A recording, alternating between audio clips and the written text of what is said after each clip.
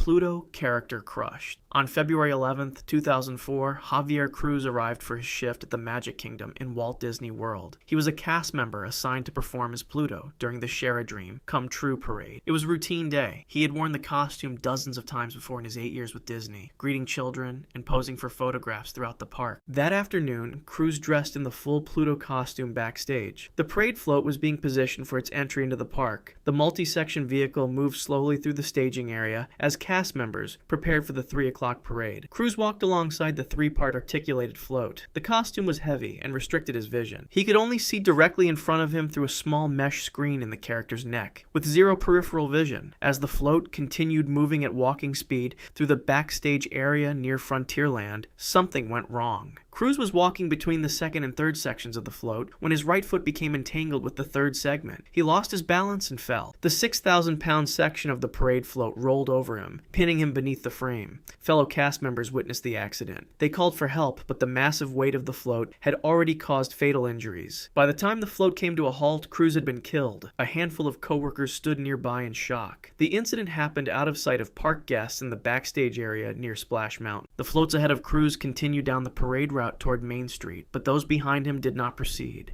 An investigation followed. The Orange County Sheriff's Office ruled the death accidental. The Occupational Safety and Health Administration later determined that employees frequently violated safety guidelines about maintaining distance from moving floats, and that supervisors had not adequately enforced these rules. Disney was fined $6,300. Javier Cruz, 38 years old and father of 2, had been killed by the vehicle that was meant to bring joy to thousands of visitors, Stuntman's fatal tumble. On August 17, 2009, Anislav Varbonov was rehearsing at Disney's Hollywood Studios. He was a professional stunt performer, preparing for the Indiana Jones Epic Stunt Spectacular. The show featured elaborate fight sequences, explosions, and acrobatic maneuvers that thrilled audiences daily. Varbonov was an experienced performer, though he had only been with this particular show for 1 week. He was familiar with the movements and techniques required for the stunts. That evening, after 7 o'clock, he was practicing a tumbling roll. It was a standard maneuver in the show's combat sequence. The move required him to jump into the air, dive over another performer, then tuck and roll across the mat before springing back to his feet. The stunt had been performed successfully thousands of times since the show began in 1989. For a trained performer, it was considered routine. Varbonov began his approach. He launched into the dive, but something went wrong during the execution. He sustained a severe head injury and broke his neck. Disney workers dialed 911 at 7:34 in the evening to report that a cast member had sustained a head injury. While waiting for paramedics, dispatchers walked the performers through CPR techniques. Paramedics from Reedy Creek Emergency Services arrived approximately 11 and a half minutes later. They transported him to Florida Hospital Celebration Health. At 8:53 that evening, approximately 1 hour and 20 minutes after the injury, Anislav Varbonov was pronounced dead. The Orange Osceola County Medical Examiner later ruled the cause of death as accidental, resulting from a broken neck. The show was canceled the following day as cast members mourned the loss of their colleague. He was 30 years old. Monorail pilot collision. On July 5th, 2009, Austin Wenberg was working the late shift as a monorail pilot at Walt Disney World. He was 21 years old and was piloting trains on the Epcot line. It was around 2 in the morning when the Transportation and Ticket Center became the site of an accident. He was operating the purple monorail. The night shift was routine. Trains were being transferred to storage as the park closed. Wenberg followed standard procedures as he operated his train. What no one realized was that a critical error had occurred in the control tower. The track switch had not been properly aligned. The shop panel operator had been interrupted while configuring the switch and mistakenly reported it was set. At the same moment, the pink monorail had been authorized to reverse along the track. The manager supervising the transfer was at a restaurant off Disney property. There was no final verification, no visual confirmation, no time to prevent what came next. The pink monorail backed into the purple monorail. The collision was severe and instantaneous. One operating cab from each monorail was destroyed. Emergency responders had to cut Wenberg from the wreckage. Wenberg had attempted to reverse his train when he realized the collision was imminent, but it was too late. He died at the scene from multiple traumatic injuries. 6 guests who had been aboard the trains were treated at the scene and released without serious injury. The operator of the pink monorail was uninjured but was taken to a hospital due to emotional distress. The National Transportation Safety Board conducted a full investigation. They found no mechanical failures. The collision had been caused by human error. the failure to properly align the switch beam before authorizing the reverse movement. The automatic collision prevention system had been overridden for end-of-night operations. It was the first fatal monorail accident in the resort's 38-year history. Disney was later fined for safety violations and settled a wrongful death lawsuit with Wenberg's family. Mechanic trapped under vehicle. On July 9, 2018, Juan Alberto Ojeda was working at Disney's Pop Century Resort. He was a vehicle technician responsible for servicing utility vehicles used throughout the property. That morning, he was performing work on a Toro motorized utility cart in a backstage maintenance area between Pop Century and Caribbean Beach resorts. The vehicle's battery needed servicing. Ojeda was working on the vehicle when it unexpectedly moved. Witnesses 20 yards away heard a screeching sound. The vehicle drove up onto a nearby curb and climbed into a chain link fence, rising 3 to 6 feet before falling back down. The cart landed on top of Ojeda, trapping him beneath its weight. Danny Vasquez, who had been showing new hire Josh Wilner around the facility, saw the accident unfold from 20 yards away. They rushed over immediately. Ojeda was conscious and asked them to back the cart off him. The two men worried they would cause further injury if they moved the vehicle. The cart was still running, so they turned it off first. They tried to lift it manually, but it was too heavy. Ojeda told them he could not breathe, then lost consciousness. Vasquez and Wilner were unable to free him without proper equipment. The vehicle remained on top of him.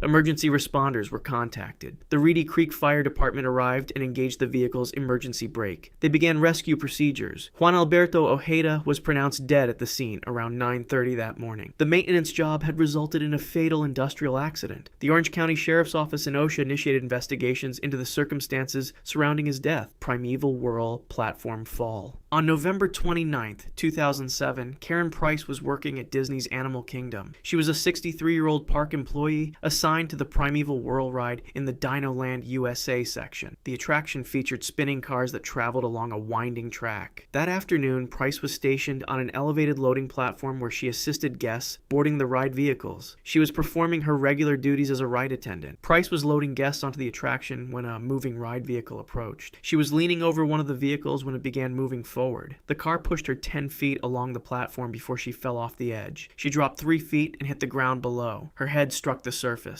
The injury was immediate and severe. She suffered a skull fracture from the impact. Park staff called for emergency medical assistance. Paramedics transported her to the hospital. At the scene, she was conscious, alert, and talking. Doctors examined her and found trauma to her brain. The fall had caused a head injury that would prove critical. Price was placed under medical care. Her family gathered at the hospital as her condition was monitored. Initially stable, her condition began to deteriorate by Wednesday. The injury had caused complications that doctors could not reverse. 5 days after the accident, Karen Price died from her injuries. The head trauma from the fall had been unsurvivable. Her death led to immediate safety reviews at the attraction. Investigators from the U.S. Occupational Safety and Health Administration examined the circumstances. Disney was cited with 5 workplace safety violations and proposed fines totaling $21,500. The company installed sensor mats in restricted areas that would automatically shut down the ride if someone stepped on them. Disney extended the platform, added striping to mark safe zones, and modified the ride controls to give operators more manual control over vehicle movements. These changes were implemented to prevent similar accidents and protect employees working at the attraction. Drowned in Castle Moat. On August 11, 1977, the Good family visited the Magic Kingdom. It was evening, and the park was filled with guests. Joel Good was 4 years old. He walked alongside his mother Marietta and other relatives near Cinderella Castle. The family had gathered near an ice cream shop where Mrs. Good sat at a table bordering a grassy, fenced-in area where Joel and his 13-year-old cousin played inside the fenced space. For just a moment, no one was watching Joel. The boy wandered away from the play area toward the castle. A decorative moat encircled the structure, adding to the fairy tale atmosphere. To reach the water's edge, Joel would have needed to climb out of the fenced area, cross a walkway, climb over a second fence, and traverse more grass and shrubbery before reaching the moat. The barrier was only 31 inches high, with a stepping distance of just 24 inches between the bottom and top rails, low enough for small children to scale easily. Joel approached the water's edge.